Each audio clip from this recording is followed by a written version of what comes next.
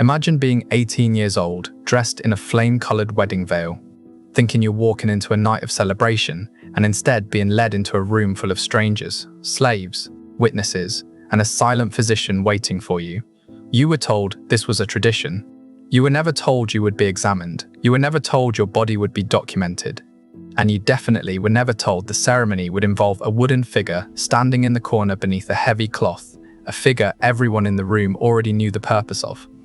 In a few minutes, you'll understand why the cloth is there. In a few minutes, you'll understand why your mother cried while fixing your hair that morning.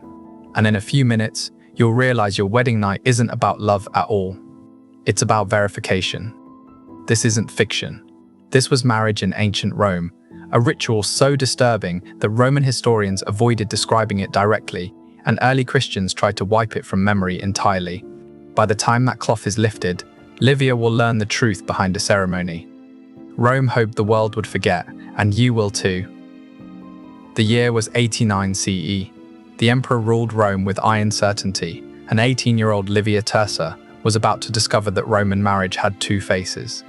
The public one, saffron veils, scattered walnuts, cheerful songs, and the hidden one performed behind sealed doors in front of people who might one day be called to repeat every detail before a magistrate. What she was about to endure was a ritual so uncomfortable that ancient Roman historians avoided describing it directly, and one that Christian writers later attempted to wipe from memory entirely.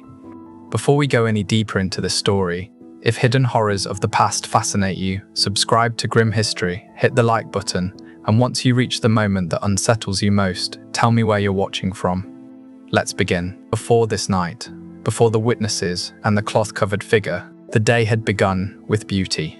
Her wedding procession had been almost dreamlike. Livia wore the traditional flame-colored veil, the flammeum, marking her unmistakably as a bride. Her hair had been arranged at dawn, parted with a spearhead and woven into 6 braids secured with woolen ribbons. Every detail followed strict ancestral practice. At the temple, the sacrifice went smoothly. The priest had read favorable omens from the sheep's glistening entrails. Her father had recited the ancient formula that transferred her from his legal authority to her husband's, and she had spoken the words generations of brides had whispered before her, Ubi tu Gaius, ego Gaia. Where you are Gaius, I am Gaia. A vow announcing that she no longer belonged to herself. Her new husband, Marcus Petronius Rufus, a wealthy grain merchant 25 years older, had met her only 3 times before that day. Yet by law, the ceremony had already made her his. Or rather, it had started the process. Because in Rome, the ritual in public was only the beginning. The truly binding moment waited at the end of the torch-lit procession through the city, inside a house she had never entered, surrounded by people she had not agreed to meet. The crowds lining the streets had sung the traditional festive verses, crude, explicit, deliberately embarrassing, meant to amuse the gods and keep evil spirits at bay. Young men shouted suggestions through the veil that made Livia's face burn with humiliation. Her mother had told her the songs were harmless, meant to protect her, but Livia had seen her mother's trembling hands while fixing her hair that morning. She had seen the tears her mother tried to hide, and she remembered the final warning whispered into her ear. Do not resist. Whatever they ask of you, do not resist. It only makes everything harder. By the time they reached the house of Marcus Petronius Rufus, the last traces of daylight were gone. The doorway had been decorated with wreaths of greenery and wool, 2 blazing torches marking it as a place where a marriage would be consummated according to ancestral law. The crowd's singing grew louder. Someone hurled walnuts at her as a fertility blessing, the shells catching in the folds of her dress and scraping her skin. It felt more like ridicule than blessing. Marcus waited in the doorway, and behind him, Livia could make out movement. Too many silhouettes, far more people than she expected. Tradition required that her husband lift her over the threshold to avoid the omen of stumbling, but the gesture was older than that. It echoed a time when brides did not walk willingly into their husbands' homes at all. Once the door shut behind her, muffling the songs outside, Livia finally saw who had been waiting in the atrium. An elderly woman in ceremonial robes, the pronuba whose duty was to oversee every moment of the night, a priest of unclear affiliation. 3 female slaves holding basins and cloths, an older man with a leather pouch containing medical instruments, and in the corner, partly hidden beneath draped linen, a wooden structure nearly 4 feet tall. The pronuba approached and clasped Livia's hands, her grip firm enough to prevent escape. "Welcome to your husband's house," she said. "The sacred rites must now be completed." Few people speak honestly about what Roman marriage truly was. It was not romantic, not sentimental, not a celebration of 2 souls. It was a transaction, a legal transfer of authority, witnessed and documented as carefully as the sale of farmland or livestock. Under the oldest Roman laws, a wife passed fully into her husband's control, placed in manu, literally in his hand. He held the same legal power over her that he held over his slaves, even the theoretical right to judge life and death. By the early imperial era, when Livia walked through that doorway, the laws had softened on the surface. Women could own property. Divorce was possible. Some aspects of paternal power had changed, but the foundation remained. Marriage transferred a woman from one man's legal control to another. And like all major transfers in Rome, this one required confirmation. Think of how Romans handled land sales. Witnesses observed. Rituals invoked divine approval. Boundaries were inspected and warped. Documents were sealed. Nothing was assumed. Everything was verified. Romans applied the same logic to marriage with one grim twist. The property being transferred was a human body, and that body's ability to produce legitimate heirs was the asset being purchased. So Roman law required both the bride's virginity and the consummation of the marriage to be verified before the union was considered complete. Not rumored, not assumed, verified. And the rituals designed to achieve that verification, the ones Livia was about to face, were ones that very few ancient writers dared to describe directly, because even in Rome, they were considered unspeakably intimate. Livia stood trembling beside the shrouded wooden figure, unaware that what happened next would be burned into her memory for the rest of her life. A ritual so disturbing that later generations would try desperately to pretend it had never existed at all. Roman law was uncomfortably clear on one point: a marriage did not exist, legally or socially, until the union was physically completed. And it was not enough for the husband and wife to simply say it had happened. There had to be confirmation, observation, and testimony. Without witnesses, the entire marriage could be challenged. Without verification of the bride's virginity, the legitimacy of future children could be questioned. For Rome, that uncertainty was unacceptable. So the Romans created rituals that fit perfectly within their legal worldview and feel disturbingly unimaginable to ours. The pronuba tightened her grip on Livia's arm and guided her toward the veiled structure in the corner. Livia's heart hammered so loudly she could feel its rhythm in her throat. She sensed that whatever stood beneath that cloth would change everything about her life, her body, her beliefs. But there was no path backward now. "You must greet Mutinus Tutinus," the pronuba murmured, her voice steady but her fingers firm. "You must seek his blessing before your husband may approach. The gods must witness your submission." Livia swallowed hard, her breath trembling. She had never heard of this god before, and she had no idea what greeting him truly meant. Her hands shook as she reached for the draped fabric. The witnesses leaned closer. Even the slaves stopped moving. The entire room seemed to hold its breath. When Livia pulled the cloth away, she understood why. Standing beneath the covering was a wooden figure, carved with uncomfortable anatomical accuracy into the shape of a phallic idol. But it was not a tiny charm, like the pendants children wore for luck. It was not a crude scare figure placed in gardens to ward off intruders. It was deliberate, intentionally proportioned, built for one purpose. And that purpose became terrifyingly clear the moment the pronuba began to explain. Mutinus Tutinus was Rome's shadowy deity of initiation and fertility. Ancient authors mention him only briefly and always with a sense of embarrassment, as if the very name felt indecent. Augustine, writing centuries later as Christianity tightened its grip on Rome, described the ritual with fury and disgust. Roman brides were required to sit upon the god's emblem before lying with their husbands, and they did so in front of witnesses. He condemned the practice, but he did not invent it. Other early Christian writers referenced the same rite, hinting that it was too shameful to describe openly. Arnobius claimed brides were made to straddle the symbol while their new spouses watched. Lactantius argued that speaking of it polluted the tongue.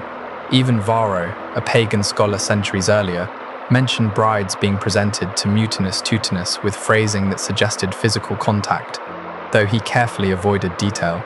Modern historians, uncomfortable with the implications, often downplayed the descriptions, suggesting perhaps brides only sat lightly on the statue's lap in some symbolic gesture, but the ancient language does not support this softer interpretation. Augustine used incide, a word meaning to settle onto, to mount. Arnobius's phrasing suggested penetration. Lactantius refused to describe the details at all, something unlikely if the act had been a mere symbolic touch. The official explanation, of course, was fertility. The unspoken purpose might have been something else: to break down resistance, to demonstrate submission before witnesses, to prepare a virgin bride for what the law required next. Livia stood frozen before the wooden god, the flickering lamplight throwing its grotesque silhouette across the wall. The pronuba moved behind her, adjusting her posture, arranging her body, guiding her without gentleness. The witnesses watched in absolute silence. Her husband watched. The physician waited behind them, hands clasped, prepared for what came next. And in that moment, Livia finally understood the meaning of her mother's trembling warning. The obscene street songs, the secrecy, the dread. She understood what being a Roman wife would truly demand. Technically, she could refuse, but refusal meant the marriage contract would collapse. She would return to her father's home not as an honorable bride, but as a discarded woman, damaged, untouchable, unmarriageable. She would disgrace her family. She would become a source of shame whispered about at dinner tables. Her life, as she knew it, would be over. So she did not refuse. When the ritual ended, slaves approached with warmed, scented water. They washed her carefully, murmuring prayers intended to purify her after her contact with the god. But the cleansing had a second purpose, a more practical one. It prepared her for the examination. The physician, who had been watching silently, now stepped forward, and Livia felt her stomach drop. This part too was not optional. In marriages involving wealth, lineage, or political standing, Roman brides underwent medical verification before the ceremony. A midwife or physician documented the bride's virginity. The records of that examination could later decide disputes about inheritance or legitimacy. The texts, preserved by Roman medical writers, cruel in their precision, leave no doubt about what the examination involved.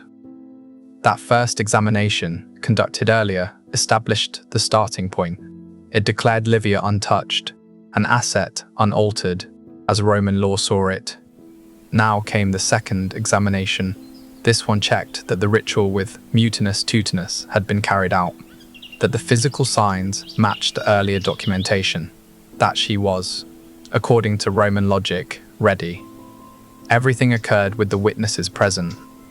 Their statements could later be demanded in court if the marriage was ever challenged, and not one person in that room seemed to feel the slightest discomfort about what was being done to her. Modern readers recoil at these descriptions. What feels invasive, humiliating, and traumatic to us was, to Romans, simply a matter of legal procedure. The bride's comfort did not factor into the equation. Her emotions were as irrelevant as the feelings of a field being surveyed before sale. Property did not have feelings, property was transferred, and the procedures had to be followed. When the examination was finally complete, the pronuba led Livia toward the bedchamber, prepared for the consummation. The room was arranged exactly as tradition required. The bed was positioned so that it could be easily seen from the doorway, because that doorway, by custom, would remain open through the night. Oil lamps burned steadily, casting enough light for the pronuba to observe without interruption. Slaves waited nearby to assist afterward. Every part of the room felt staged, arranged, prepared for a ritual Livia could not escape. Marcus entered at last. He paused at the doorway, glanced at the watching pronuba, and stepped toward the bed. His face betrayed something Livia did not expect. Not confidence, not desire, but unease, as if even he understood that what was about to happen was not an act of intimacy, it was an act of verification, and the night was only beginning. Marcus hesitated at the threshold, and that alone startled Livia. She had expected a man, confident, assured, even dominant, someone who knew exactly what this night demanded. Instead, he glanced quickly toward the pronuba, as if seeking approval or permission, a faint flush of embarrassment crossing his face before he approached the bed. The pronuba lifted her chin, her voice formal and heavy with ritual authority. "The bride is made ready. The gods have witnessed her submission. Let the union be completed according to the customs of our ancestors. Let those present affirm the act. Let no doubt remain that this woman has become a wife." Her tone left no room for hesitation. What followed unfolded slowly, hour by hour, under the unblinking eyes of those assigned to observe. The pronuba stood watch from the doorway, stepping forward only when tradition required instruction, occasionally adjusting something, occasionally correcting Livia's posture or Marcus's approach, ensuring that every part of the consummation aligned with legal expectation. The door stayed open. Lamplight spilled into the corridor. Anyone in the household could hear the movements, the voices, the ritual commands. Every sound was part of the documentation, part of the evidence. Nothing about that night was private. Nothing was meant to be. For Livia, the bedsheets might as well have been parchment, and her body the ink Rome demanded to finalize the contract. Everything that happened was a form of verification. One last step to make the transfer of authority unchallengeable. By dawn, the air felt heavy, the lamps burned low, and the physician returned. He stepped inside with the same clinical detachment he had shown earlier. His task was simple: confirm that consummation had occurred, and that Livia now bore the physical marks expected of a woman who had crossed from virgin to wife. This examination was recorded. The pronuba gave her sworn testimony. Witnesses nodded in acknowledgement. The legal transformation was complete.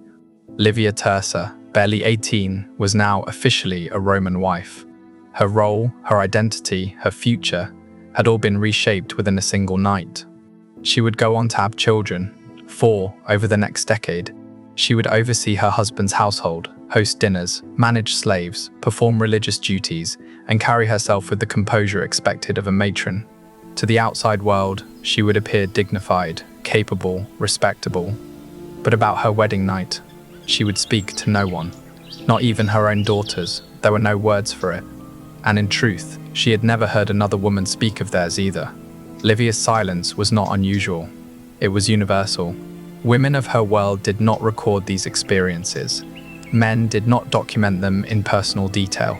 The rituals were so deeply embedded into the structure of marital life that describing them would have seemed unnecessary, like explaining daylight or breathing. Everyone already knew, and yet no one spoke.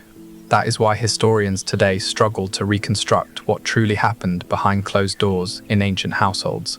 Much of what we know comes from fragments, angry denunciations by Christian writers, shreds of legal commentary, offhand references in medical treatises, and archaeological hints whose meaning becomes clear only when placed beside these scattered texts. The absence of detailed accounts is not evidence of conspiracy. It is evidence of familiarity. The rituals were the water. Roman women swam in, so omnipresent that describing them felt pointless. For nearly 1,000 years, this was marriage in Rome. Generations of brides walked the same torch-lit paths. Generations of mothers whispered the same warnings. Generations of young women endured the same night, the same witnesses, the same scrutiny. The system endured because everyone, men, women, families, priests, accepted its logic. Property had to be verified. Legal transfers required witnesses. Marriage produced legitimate heirs and therefore needed proof. Women were the conduit through which family lines continued. It made sense within itself, even as it feels monstrous to us. The end of these practices did not come from Rome deciding it had gone too far. It came from outside, from the spread of Christianity and the transformation of Roman values in the 4th and 5th centuries. With new theology came new assumptions. If women had souls equal to men, they could not be treated merely as property. If marriage was a sacred sacrament, it could not include rituals the church deemed obscene. If modesty was a virtue, the presence of witnesses during consummation became intolerable. The shift was not instant. It was not easy. It was not complete. But gradually, across cities and elite households, the old ceremonies were abandoned or reshaped beyond recognition, and with them went the evidence. Statues of mutinous, tutinous were smashed or buried. Texts referencing the wedding night rituals were quietly removed from libraries or left to decay.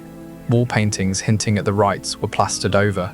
The prenuber's duties shrank from active supervisor to symbolic attendant.